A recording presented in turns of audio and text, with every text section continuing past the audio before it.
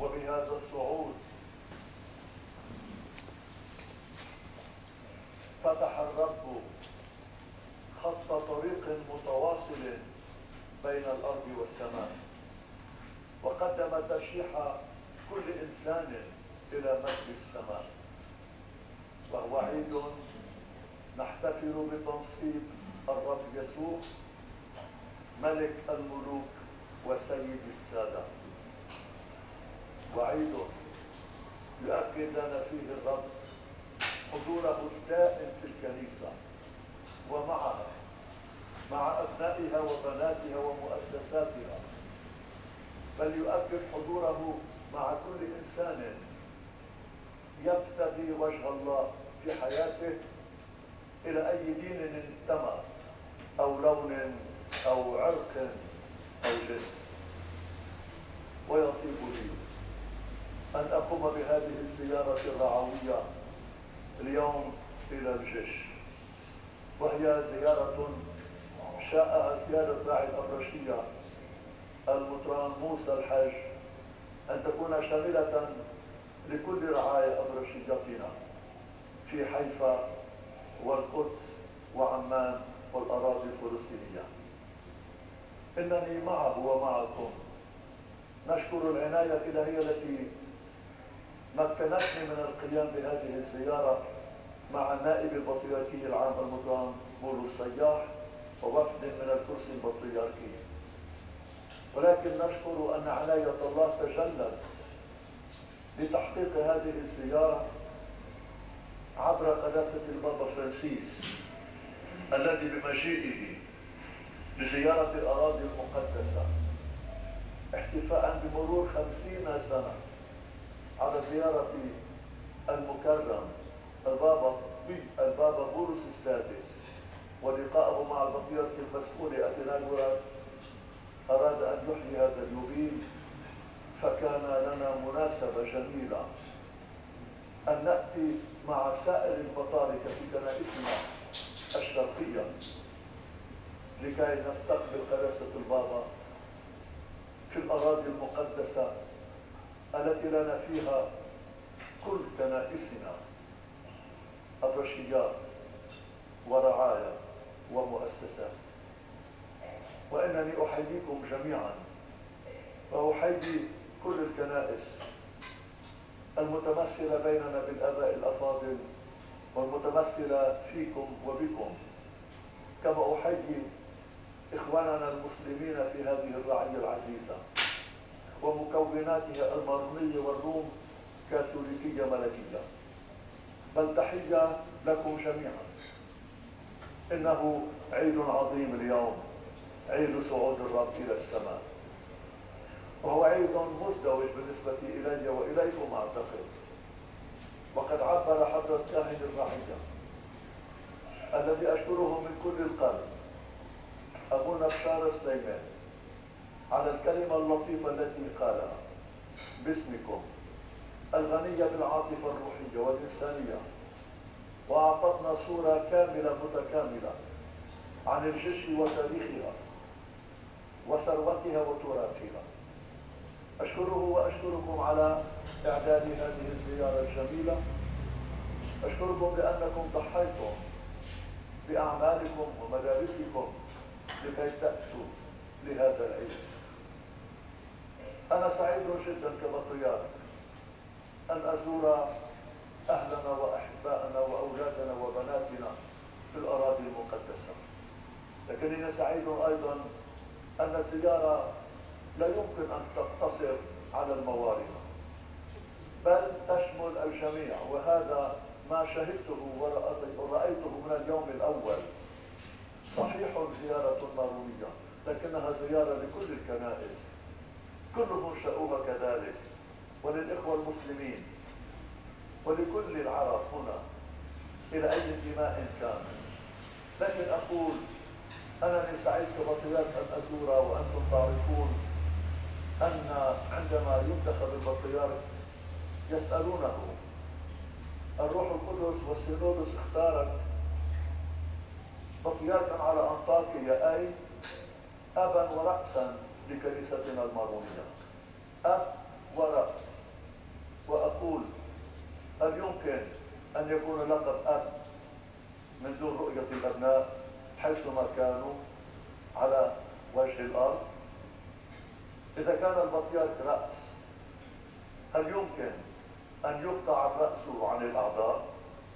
لذلك أنا سعيد جدا لأني تمكنت أن أقوم بزيارة محظورة سياسيا، لكنها منفتحة ولا لها أي قيود، لأن للروح القدس وللمسيح لا قيود في هذه الدنيا.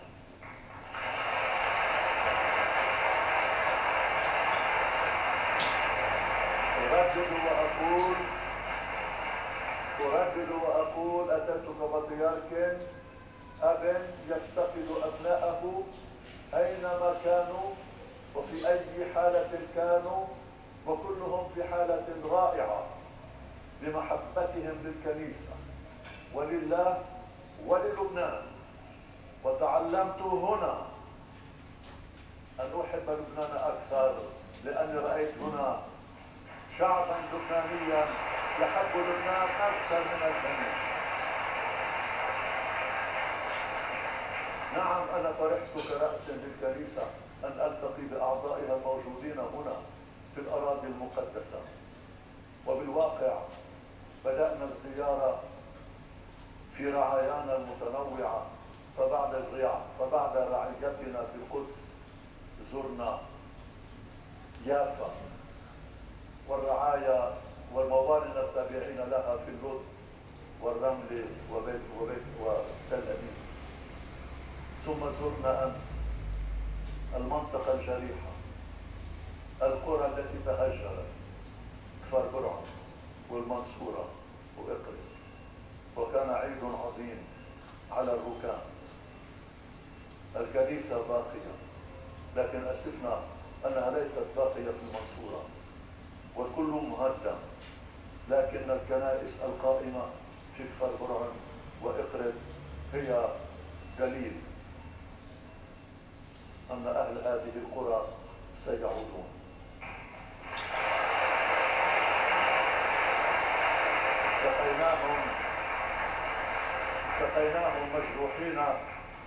لقيناهم مجروحين في صميمهم، لأنهم هجروا من أرضهم الأصيلة، هجروا ودمرت بيوتهم أمام أعينهم سنة 48. فالمحكمة العليا أعادت لهم حقهم بالعودة، ولكن منذ أوائل الخمسينات.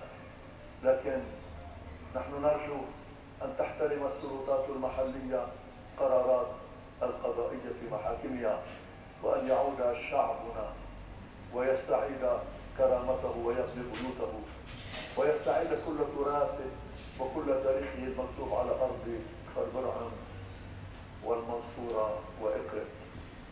وأعتقد أن بعضا منهم هنا، ولكن أعرف أن جماعة كبيرة جاءت واستوطنت الجيش العزيزة.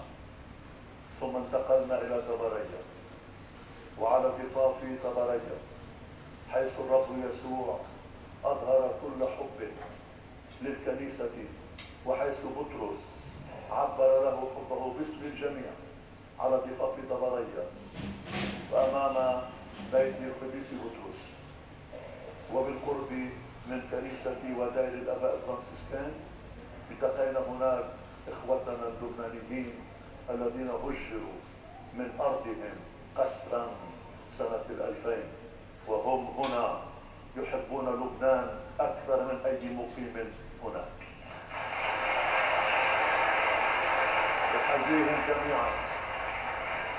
أحييهم جميعا وآسف أن تلصق بهم تهمة وأن يلصق بهم نعت، ولكن قلت لهم الأبرياء دائما يدفعون ثمن غلطات وشرور الكبار، ولا سيما شرور السياسات الدولية والإقليمية والمحلية.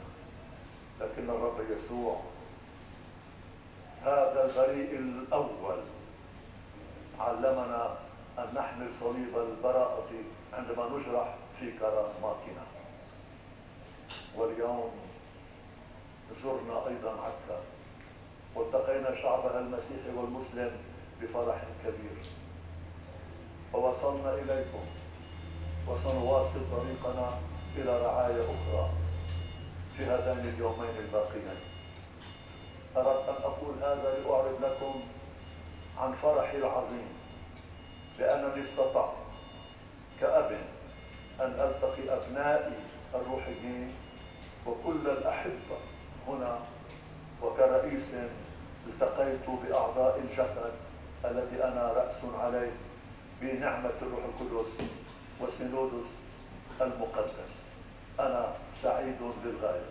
أعود إلى لبنان وفي قلبي فرح عظيم وقوة عظيمة، لأن لنا هنا في الأراضي المقدسة شعب مسيحي وإسلامي وشعب فلسطيني غيور على قدسية هذه الأرض متشبث في أرضه، وأنا أدعوهم لكي يواصلوا هذا الثبات في هذه الأرض هم فيها أصيلون وكتبوا تاريخهم عليها وبنوا ثقافتها وساهموا في بنيانها.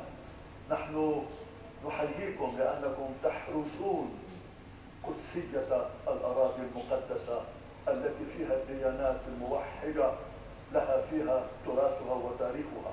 وصلينا معكم ومع البابا فرانسيس من أجل تحرير هذه البلاد ومن أجل السلام فيها، لكي ينعم الجميع بفرح الآتي من الله والذي تجلى على هذه الأرض. الكرة الأرضية كلها اختارها الله هذه الأرض لكي يتجلى عليها ولكي يتمم فيها تدبيره الخلاصي ولكي يرفع على أرضها صليب الفداء ولكي يقوم من أرضها لتقوم البشرية لحياة جديدة. وهنا هبط الروح القدس لكي يملأ باطن كل إنسان، ومن هنا انطلقت الكنيسة تحمل إنجيل السلام والمحبة والأخوة والغفران لجميع الناس. وهو الرب يقول اليوم أنا معكم إلى نهاية العالم وأؤيدكم في كل ما تصنعون. ونحن نرى ذلك في كل رعايانا وجماعاتنا وكنائسنا ودياناتنا في هذه الأرض المقدسة. أيها الرب يسوع، نحن نرفع أعيننا إلى السماء كما رفعها تلاميذك عندما ارتفعت عنهم وسمعنا الرواية في كتاب أعمال الرسل. نرفع أنظارنا إليك ونحن ندرك أنك دعوتنا لنعيش في هذه الدنيا ورأسنا إلى السماء، نستمد منها كل القيم الروحية والأخلاقية لكي نبني مدينة الأرض. نحن أمام تحد كبير اليوم، تحدي الروح المادية والروح الاستهلاكية والروح الخلاعية. نحن أمام تحد لسياسات لا تعرف إلا الحرب ولا تتكلم إلا لغة السلام، أمام سياسات دولية وإقليمية غايتها تهديم ما بنى الله على هذه الأرض المشرقية. نحن ندرك ذلك أيها المسيح، لكن نسألك اليوم وأنت ارتفعت لتتمجد في بشريتك أن نبقى محافظين وثابتين في الدفاع عن كرامة الحياة البشرية، كرامة كل إنسان وقدسية كل حياة. هذه الحياة التي أنت أخذتها طبيعة لك، تكلمت من خلالها ورفعت على الصليب فاديا بها. أعطنا ربي أن نحمل بوجه كل العالم ثقافة قدسية الحياة، فلا اعتداء على إنسان لا في شخصه ولا في كرامته ولا في حقوقه. نحن هنا لكي نقول للعالم للإنسان قيمة، للشخص البشري قدسية لا يحق لأحد أن يعتدي عليها مهما كانت الظروف ومهما كانت السياسات الاقتصادية والتجارية. تحدي كبير، تحدي كبير وذكرنا البابا بنديكتوس الذي زار هذه الأرض المقدسة والذي أعطانا إرشاده الرسولي عنوانه الكنيسة في الشرق الأوسط، شركة وشهادة. ذكرنا، نحن نعرف لكن ذكرنا أنه لا يجوز ولا تقبل الكنيسة أبدا ولا أحد غيره من الديانات المؤمنة، لا تقبل الكنيسة يقول أن تتحول الأرض المباركة التي اختارها الله هنا لكي يتجلى في كل محبته وسلامه ويظهر قيمة الحياة البشرية ومعنى وجودها في التاريخ، لا يقبل على الإطلاق أن تتحول أرض الحديد والنار. هذه أرض الشرق الأوسط. لذلك نقول كل ما يجري هنا في بلداننا من الشرق الأوسط من سياسات دولية وإقليمية ومحلية تهجم وتعتدي وتقتل وتعنف، إنها تعتدي على الله وعلى الإنسانية كلها. نحن هنا لكي نحافظ على قدسية التراب والأرض التي داسها الرب يسوع وأعطاها قيمة. هذا هو معنى وجودكم. أتيت هنا لأقول لكم أيضا اثبتوا، اصمدوا. هذه الأرض غالية جدا لأنها أرض الله وأرضكم. حافظوا عليها، حافظوا عليها. نحن لا نريد على الإطلاق أن ينظر إلى هذه الأرض كما ينظر اليوم. نحن نريد أن ننظر إليها أن فيها شعبا محبا لله، مؤمنا مسيحيا وإسلاميا، مؤمن بالله ومؤمن بقيمة الحياة وبالأرض، ولهذا ينبغي أن تجل وأن يحترم هذا الشعب. رب يسوع، بصعودك إلى السماء ربطت خطا متواصلا بين الأرض والسماء، وعلمتنا أن طريقنا في هذه الدنيا إنما هو إلى الله. أعطنا ربي أن نعيش حياة رضية وأن نبني سماءنا استباقا على أرضنا في العائلة وفي المجتمع وفي الدولة، على كرامة الشخص البشري وقدسيته، وعلى قيمة الحياة وحرياتها وحقوقها الأساسية التي تجعل كل إنسان سعيدا في حياته. رب يسوع، في يوم صعودك علمتنا أنك لا تغيب عنا، بل أنت تشملنا ونعطي صورة السماء المنظورة التي تشمل كل الأرض. أنت مثل هذا الفضاء أيها الرب، تشمل كل الناس. أعطنا أن نؤمن أنك مع كل واحد منا وواحدة، أنت مع كل جماعة، أنت مع كل شعب. أعطنا ربي أن نسلك ونفكر دوما أنك عن يميننا. أعطنا أن نكرر كل يوم، وبخاصة وسط الصعوبات والمحن والمآسي، أن نردد في كل صباح صلاة المزمور: وضعت الرب عن يميني فلا أتزعزع.